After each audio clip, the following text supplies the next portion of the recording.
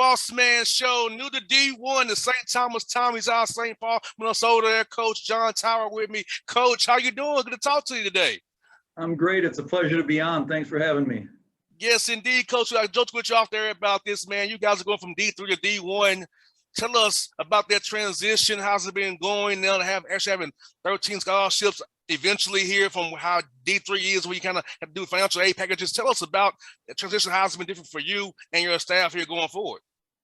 Yeah, it has been a whirlwind. There's no question. I mean, if you look at it, I went to St. Thomas back in the 90s. I played here for 4 years, left to get my doctorate in psychology, and this is my 22nd year back on campus teaching and coaching, and have been the head coach for 11 years now. So this is a university that's very special to me. My buddies for years have been like, don't you want to be a Division I coach? Don't you? And I was always like, no, I love coaching at St. Thomas. This is where I want to be, the kind of student athletes we recruit.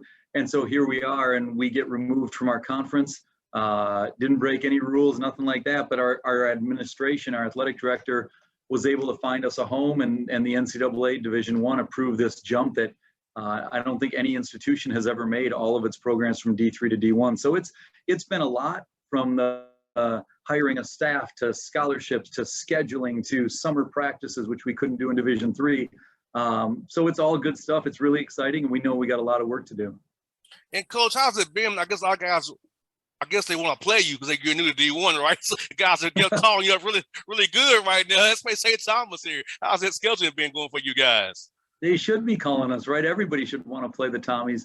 I think scheduling is really complicated because in Division III, for example, we had 20 conference games and only 5 non-conference, which we sort of had a rhythm to how we would schedule that. Here, it's a little different. I think COVID has impacted that, right? Where a lot of schools had agreements last year that didn't get played, and so they ended up bumping them back a year, which didn't leave as many openings. But we're really close to finishing our non-conference schedule. But I'll tell you, I have been intrigued by the layer of complexity of scheduling, right? Everybody's looking at the different quadrants or tiers and where our team's ranked, and who knows where we're ranked because we've never played a Division I game. But I think our guys are really, really excited. We've had a lot of success in Division III, and I think they're very humbled and grateful for the opportunity to move to Division I and make this transition. I hear that, Coach. And for you go to St. Thomas, you're the coach, you're a teacher there. Tell me this. During your time at playing ball, what point did you say to yourself, I want to become a coach and lead young men and lead men, make them better husbands, fathers, and teachers as they grow in their adult lives? Yeah.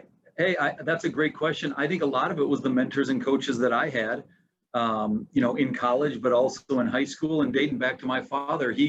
My dad's 80 this week, and he ran mutual funds for an investment company, but he also coached an 8th grade basketball team for 25 years. So that's what he did. He worked all day, and he loved he taught for 1 year. Teaching was not his deal, but he kept coaching this 8th grade team. And so when I was 5 years old, 6 years old, 7 years old, I was like, this is the coolest thing in the world. I get to hang out with my dad. I get to hang out in the gym with these cool 14-year-old kids and fall in love with the sport. And so I think I knew I always wanted to coach. Part of the reason I went to grad school for a doctorate in psychology, specifically the study of motivation, is knowing that there's a lot of psychology with individual athletes. There's a lot of psychology with building teams. And so I thought that would give me a different area of expertise, because at the end of the day, we know that having great athletes and great players is important, but if they don't gel and synthesize together, it doesn't work very well. So I've always wanted to be a coach. I mean, it's the greatest job. My staff and I, we laugh a lot of days. I hired a young coach who played at Wofford and had been playing 10 years in the European pro system. And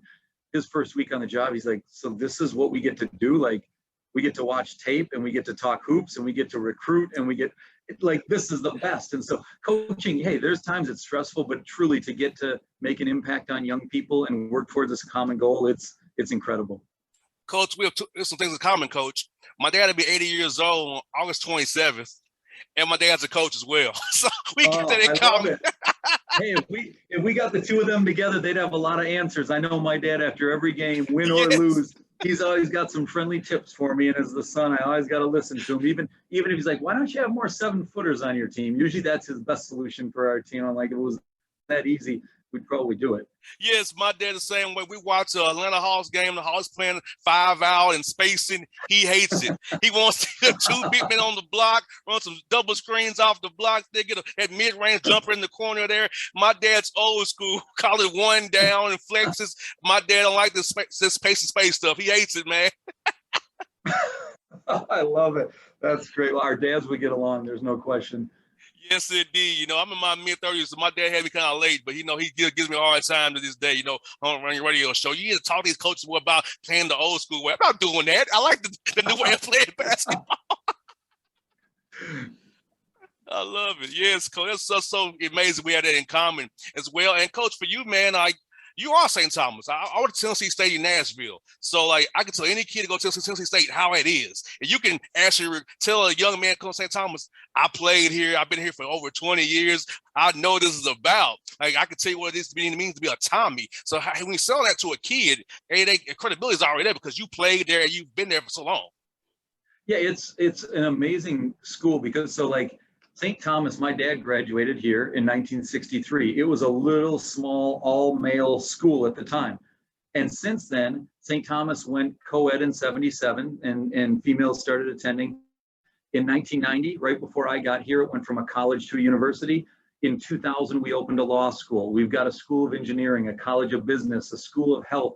And so all the things that have evolved, we have a 2-year college. We have a campus in Minneapolis, downtown. We have a campus in Rome, Italy. So if you look at the trajectory of St. Thomas, in many ways, us going Division I is just an extension of sort of our entrepreneurial spirit. And certainly I do feel old when I look around the campus and I'm like, hey, none of that was there when I went here. But it's also really cool to see how this place has evolved. And when we talk to recruits, there's no question this school has a lot to offer academically, athletically. But then the other thing is we're in the metropolitan area, Twin Cities, of about 3.5 million people. And with the exception of some cold weather, it's a wonderful place to live. And I think the other piece of that is that we're one of only 2 Division I schools in the state of Minnesota. So there's a lot of great basketball players in Minnesota. And if you look, Wisconsin has 41s, Iowa has 4, Nebraska has 3, the Dakotas have 4. For us to only be the second, in many ways, we're looking at how do we keep the best kids from the state of Minnesota in Minnesota instead of going where they've gone previously. And we feel like that can be a real recipe, that and regionally in some other local states, for us to be successful. Summit League is a perfect league for you guys. It's kind of that Midwestern league, kind of up that I-65, I-35 corridor there. So you're right in where you need to be at. And I feel like you said, everybody can't go to Minnesota. Everybody can't go to Wisconsin, Michigan. So the Summer League is good because Coach, I went to Tennessee State, so I got Carlos Rogers go there, Anthony Mason, Murray State had John Moran as well, and Cameron Payne. So for me, you go to a mid-major school, you can ball out and play ball, they'll find you. The odds and sky does not lie. So I feel like I'd rather be at St. Thomas, a school like that, than be on the bench in Minnesota, not really playing, showing what I can do. Hey, I love your recruiting pitch. Can I record that and just sure can and use it?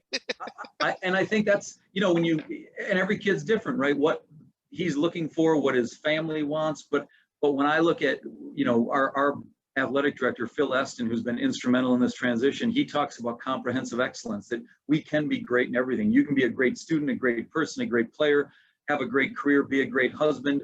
And that isn't easy, right? It takes a lot of work.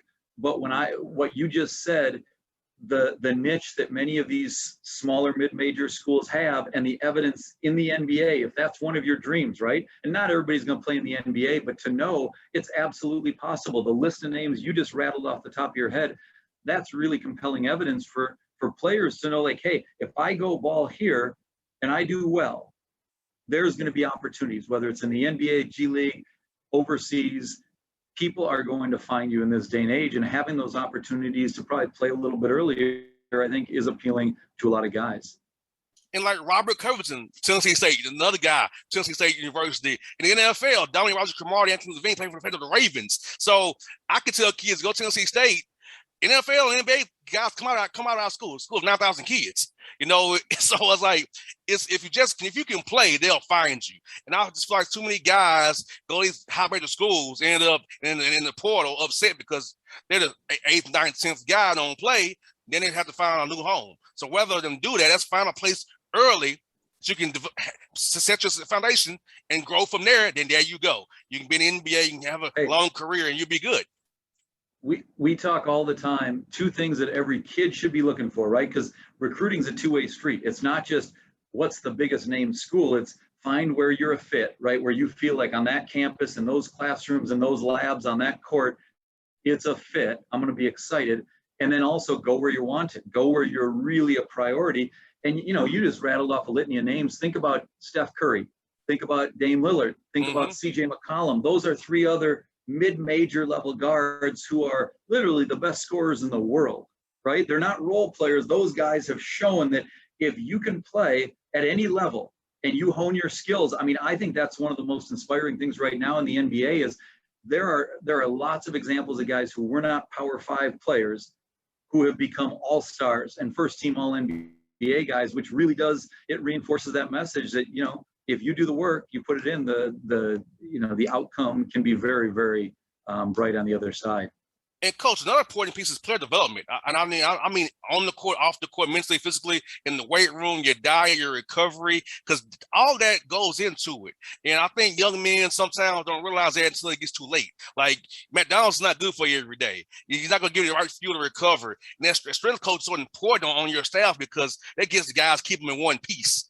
So he can have the guy that play hard for you, defend like crazy to win those games that you got to win. Because I feel like a lot of young men just want to show up and I'm young, but no, you got to already put the work in, diet, sleep, nutrition wise, and the weight room, and mentally as well, along with your own court development as well. It's so true, and I actually think this generation sometimes they get criticized, right? Social media, all the things that are in their world, but I actually think this generation. No offense to my teammates in college, but I think the guys we coach pay more attention to their diet, to their sleep, to their flexibility, to those things that sort of take daily attention, and knowing that over 4 years that's going to pay off because there aren't any easy fixes. And you're right. If a guy lives the right way, his ceiling gets so much higher. Like you just can't cut corners, no matter how talented you are. If you cut corners, you're going to be a lesser version of yourself. And I actually think this generation, there's some really good examples of people who live that out every day. And coach, you were all right in Minneapolis when they had with George Floyd. How was that for you and your team up there, kind of learn about what was going on, kind of keep them calm and teach them about the ways of the world? Because for me, being in Atlanta, I had a situation in Atlanta with Rayshard Brooks, who I had to kind of deal with some kids myself here in Atlanta. So how was it up there for you guys in the community, keeping it together, but miss all that on the rest up there, coach? That's it's been a difficult year in 3 months, 4 months. That George Floyd, where he was murdered, that's about 2.5 miles from my house. I bike through that neighborhood all the time. I mean, it's Minneapolis and St. Paul. It's a beautiful place. There's obviously been a lot of unrest, but I always come back to, and we've had a lot of discussion with our players about this. At the end of the day, getting to know people on an individual level, like we can do lots of things, right? We can donate money, we can volunteer time, but I still think humanity at the end of the day, it's people having real conversations on street corners, in restaurants with people you don't know, and building those bridges so that then when it is time to volunteer or donate or work together, there's trust, there's vulnerability. And I think so often, tragically, it takes a moment like that to start to bring those conversations to the surface. I know when I teach a course in social psychology, there's a huge unit on prejudice that we cover every single day for weeks and weeks. Well, it ended up with our team last year. I think we have a lot of those conversations, but I won't lie to you, it's been very trying and very difficult because the community that I grew up in, I've lived here all my life. It's been a really, really challenging time. Most definitely, coach. For me, coach, I didn't meet my first white kids. I was 7 years old, coach. That was for playing travel baseball. I was 7 years old. I didn't care about if my guy was Hispanic, Asian, white. I was just happy to get out of the hood because I grew up in the hood of Atlanta. I grew up in the hood, so I just want to get out of the hood for a couple of days and win some baseball games. I can be away from all that for a while. So I didn't care, coach. We was all little kids together. We're still friends to this day. I was about. But baseball taught me diversity at 7 years old that I wasn't used to, and that's what showed me about other cultures and other people. So for me, sports made me a better person at 7 years old because I hadn't been exposed to anybody different until I got to play travel baseball. I think that was a blessing for me. Now I'm a radio host. I talk to anybody, anywhere, because of that 7-year-old experience. so I can connect with anybody on any level based on whatever. That's beautiful. No, you're right. And you're right. That's the magic of sports, right? That sports brings people together. And if it brings people from diverse backgrounds, we've got a basketball camp going in our gym right now, you bring kids from all over the Twin Cities and they don't know each other, regardless of their race, their city, their hometown, their religion, whatever. It's like, look, you're here at camp. Let's figure out how to get along, how to play together. And I told them that today. I said, listen, one of the great things about basketball, like I've always said, one of the job interviews I do with coaches is go shoot hoops or go play pickup hoops. And if I don't like playing pickup hoops with somebody, I'm probably not going to like coaching with them. It's one of those things like if they don't make the extra pass when they're out there, they probably aren't going to see that. And so I think I was telling these kids today that being able to be on a team of 4 or 5 other strangers that you don't know, and by Friday, Monday to Friday, if you can play well together, you don't have to be perfect, but that's a skill that translates to everything in life. And sports teaches it like nothing else. I mean, when I teach a psych class, I might have the best student in my class, but I don't really know if he or she is tough under adversity. I don't know how they work with others. I know they take tests really well and they write papers well, and that's important, but it doesn't necessarily tell you what are they going to do when the chips are down? Do they stick with their teammates? What happens after a loss, right? What happens the next day in practice? And so you hit it on the head. The beauty of sports is what it teaches us about toughness, togetherness, and what do we do when we hit adversity. And it's funny, Coach. I in my high schools, it was rare to see a white kid in my high school, even in Atlanta. For me, it was I told my friends, I know white kids. I play tennis with them. I play baseball with them because I play football. Football is most black football team, right? I'm like, it's about to tell them if you all branch out, you meet people are different. Like Hispanic kids, they're cool. It's like me and you are. So it's like for me, Coach, tennis, baseball showed me about other cultures. I'm glad for it. It's made me a better person to this day. I can deal with anybody from any background because of what I was taught as a kid playing sports. And Coach, those are my mom's sports for me. My dad was football and basketball. My mom got me tennis and baseball. So that was kind of the compromise for me. You got 2 and he gets 2. No, that's interesting. And I think, your experience, my experience, what we learned through sports. I always tell kids 3 or 4 of the best lessons in my life I learned through sports, and they were not fun. They were painful at the time, but they opened my eyes to the world in a different way, whether that's dealing with not making a team or negative feedback or a team that's got to work through some tough stuff or a teammate who loses a loved one, like whatever it is, when you have teammates who are there for you and they don't run. We always talk about in the gym, the nonverbals, right? We got practice coming up today. The team that's playing well today, afterwards they're high five and they're drinking water together. The other guys are scattered, this drinking fountain, that drinking fountain, and they just go to their own little island in the gym. It's like, hold on a second here. If things aren't going well, that's not going to fix it. You got to get more connected, more together. And, those are the lessons as a coach. Winning and losing, like winning is great. Championships are great. We've been fortunate to have success at St. Thomas, but even through this jump, I think the thing that our administration, our president, Dr. Sullivan, Phil Eston, they've been most adamant about is that this isn't going to take away from the education at St. Thomas. This is actually going to enhance it as we go to Division I. And I think that's a really powerful message that athletics and academics and these life lessons that you're talking about, they can go hand in hand, and not only can, but they should. It's our job as coaches to make sure that those lessons are learned. No doubt. With coaches, it's fun to talk to you, coaches. It's been great to do this with you, man. I noticed Atlanta the other week recruiting. Did you enjoy yourself while you was here, Coach? Oh my God, I was in Atlanta a couple times. Atlanta and then Augusta. I was there 3 straight weekends. Atlanta, Augusta. One of my good friends coaches at Emory, Jason Zimmerman, one of the top Division III schools down there. And so I love Atlanta. My wife and I have gone there on vacation. It's a wonderful place. But I'll tell you, watching the ball down there, some of the best players in the country. It was really incredible and exciting as we're looking for this next generation of St. Thomas Tommies.